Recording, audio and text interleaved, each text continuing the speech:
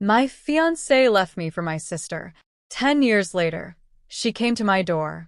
The night before my wedding, my fiancé called me and said 4 words that destroyed my entire world. I love someone else. I asked him, who? He said my sister's name, Sarah. The next morning, my fiancé was gone. My sister was gone too. My wedding dress was hanging in my bedroom. The flowers were already at the church.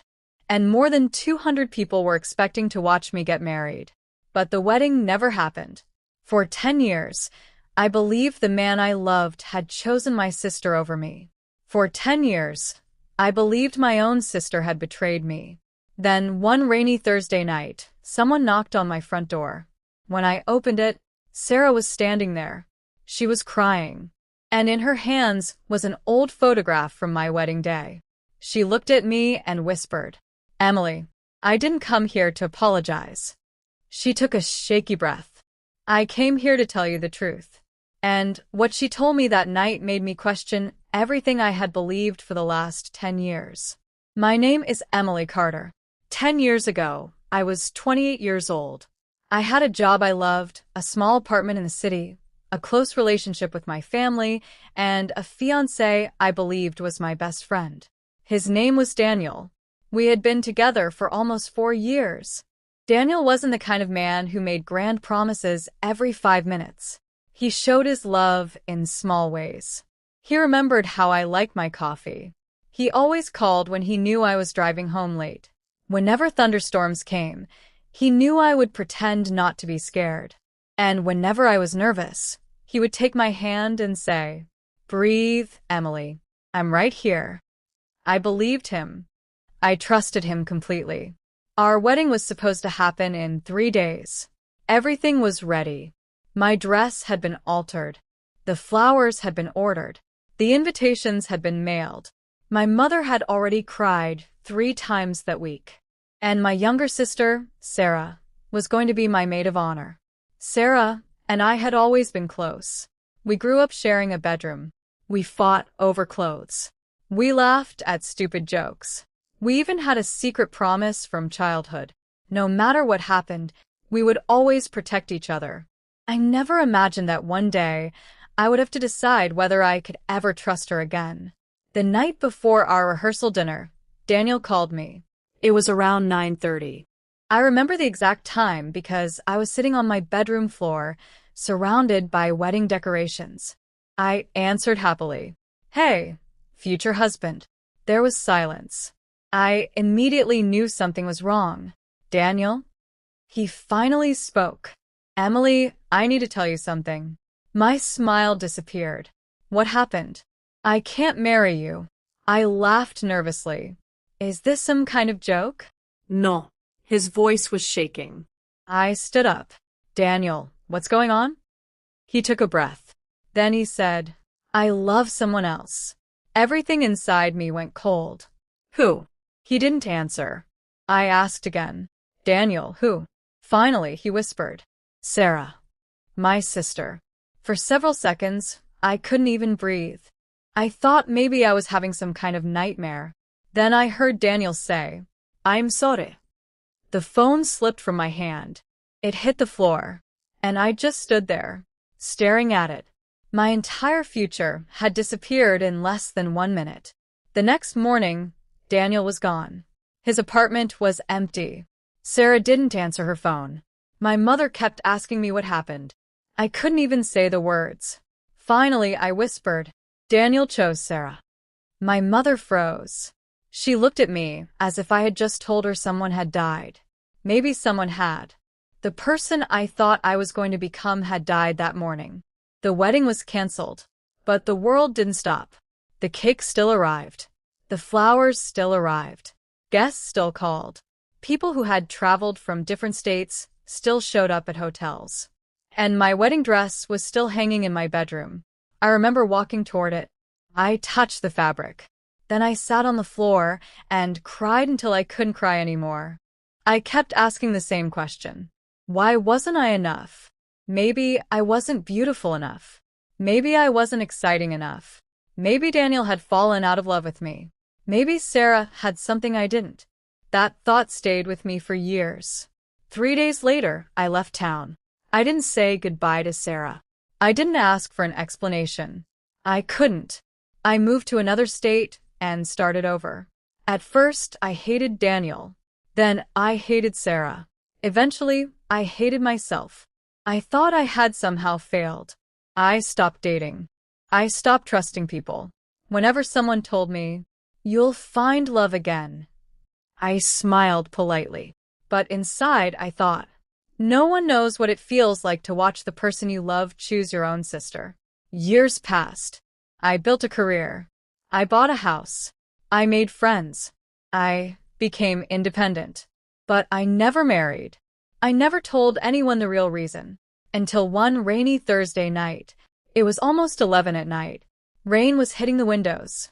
I was about to go to bed when I heard a knock. 3 slow knocks. I looked through the window, and my heart stopped. Sarah. She was standing on my porch. She looked older. Her face was pale. Her hair was soaked, and she was holding an envelope and an old photograph. I opened the door, but didn't invite her in. "What are you doing here?" Sarah's eyes filled with tears. "I know I shouldn't have come." Isterte her. "Then why did you?" She looked down. "I need to tell you something." I almost closed the door. "There's nothing you can tell me after 10 years. Sarah whispered. "I know." Then she held up the photograph. "Do you remember this?" I looked at it. It was from my engagement party. Daniel was standing beside me. Sarah was behind us. But on the back of the photograph were 5 handwritten words. "Emily can never know." My heart started pounding. What does that mean? Sarah looked directly into my eyes. "It means I lied to you." I stepped back. "About what?" Sarah began crying. "Daniel never left you for me." Isterte her. "What?" "He never chose me." I shook my head. "I hurt him." "I know." "He told me he loved you." "I know." "You disappeared with him." "I know." "Then what are you talking about?" Sarah took a deep breath. "Daniel was trying to protect you." I felt angry. "Protect me?" "Yes." "By destroying my life?" Sarah closed her eyes. "Your father threatened him." I froze. "My father?" She nodded. I couldn't understand. "What did Dad have to do with Daniel?" Sarah said. "Daniel found something." "What?" "Financial documents." She explained that Daniel had discovered evidence that our father had been involved in an illegal financial scheme at his company. Daniel wanted to tell me. He planned to tell me before the wedding. But my father found out. And he threatened Daniel. He threatened to destroy Sarah's life if Daniel told me the truth. I couldn't believe it. "Why, Sarah?" She started crying harder. "Because Dad knew Daniel cared about both of us." Sarah told me what happened that night. Daniel had planned to meet me. He wanted to tell me everything. But my father confronted him first. He gave Daniel a choice. Leave Emily, or Sarah would pay the price. Daniel chose to become the villain. He called me. He told me he loved someone else. He said Sarah's name. And then he disappeared. I looked at Sarah. "And you?" She couldn't look at me. I went along with it. "Why?" "Because I was scared." "You could have told me." "I know." "You could have stopped him." "I know." She was crying now. I was 25, Emily. I was terrified. I didn't know what Dad was capable of. I stood there silently. Then I asked the question that hurt the most. "Did Daniel ever love you?" Sarah shook her head. No. She looked at me. "He loved you." Sarah handed me the envelope. "He wrote this for you." My hands were shaking. "Where is he?" Sarah looked down. "He died 6 months ago." Everything went silent. "What?" "Cancer." I couldn't move. For 10 years, I had hated a man who was already gone. I opened the letter. The handwriting was Daniel's. I knew it immediately. It began, "Dear Emily, if you're reading this, Sarah finally found the courage to tell you the truth." I stopped. My eyes filled with tears. I continued reading. "I don't know if you'll forgive me.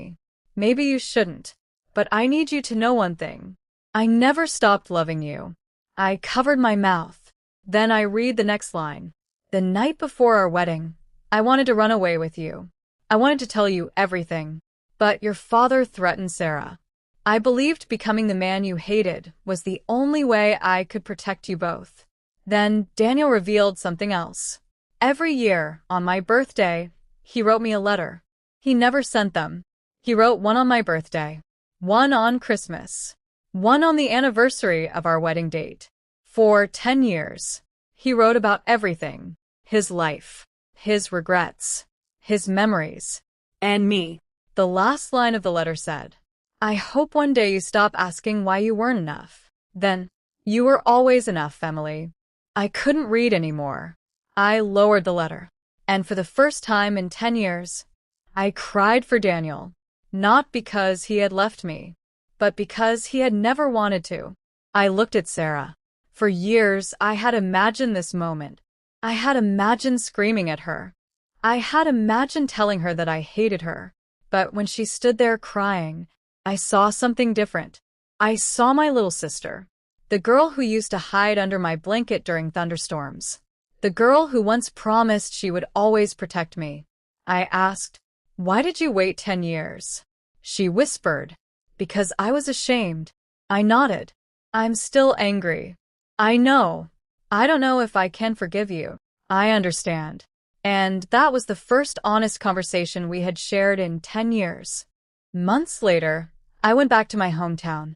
My father had died 3 years earlier. His old house was being cleaned out. In the attic, I found a wooden box. Inside were letters. Dozens of them. All written by Daniel. I sat on the floor and opened one. Then another. I didn't read them all. I couldn't. Some memories are too painful to carry all at once. But I kept the box. Not because I wanted to live in the past, but because I finally understood the truth. Daniel had loved me. Sarah had made a terrible mistake. My father had created a terrible secret. And I had spent 10 years blaming myself for something that was never my fault. Sarah and I slowly began talking again. It wasn't easy. Forgiveness wasn't a single moment. It was a process. Some days I could talk to her. Some days I couldn't. But little by little, we rebuilt something. Not the relationship we had before. Something different. Something more honest. One evening, Sarah asked me, do you still love Daniel? I looked at the old photograph. Then I said, I don't know if I still love the person he would have become. I smiled sadly. But I will always love the man who loved me. Sarah reached for my hand, and this time, I let her hold it.